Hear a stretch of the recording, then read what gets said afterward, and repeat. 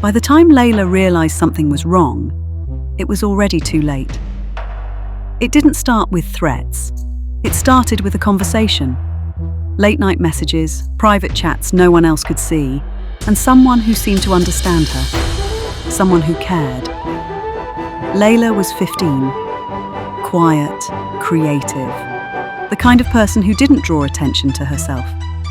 Her parents thought she was gaming with friends. Kids from school, she said. One Friday night, she told her mum she was staying over at a friend's place. She never showed up. She never came home.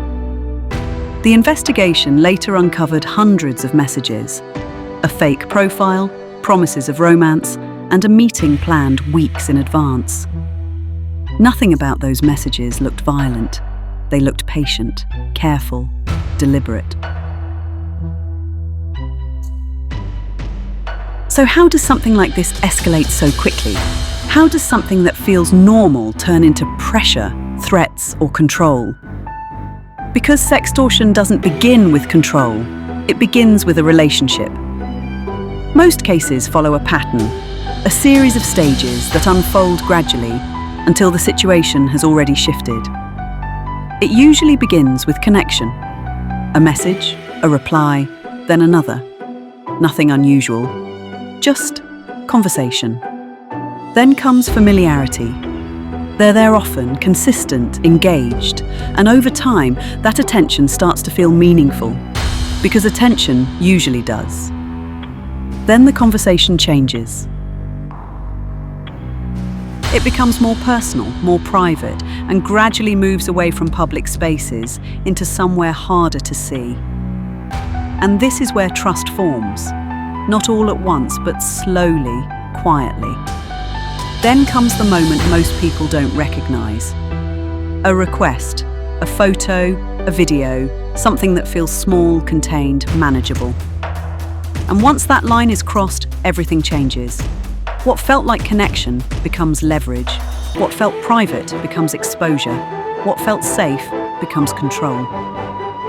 This is where escalation happens. Not suddenly, but completely. Pressure begins to appear. Sometimes subtle, sometimes direct, but always carrying urgency.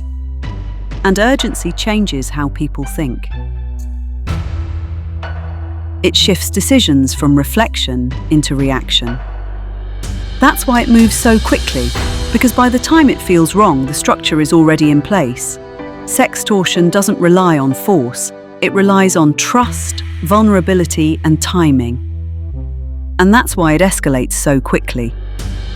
These patterns, how trust is built, how private moments are turned into leverage, and how control takes hold, are explored in more detail in the book Break Free From and Avoid Fear Online.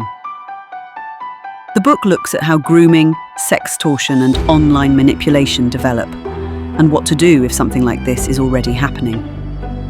Because recognizing the pattern is where things start to change. And once you see it, you don't unsee it.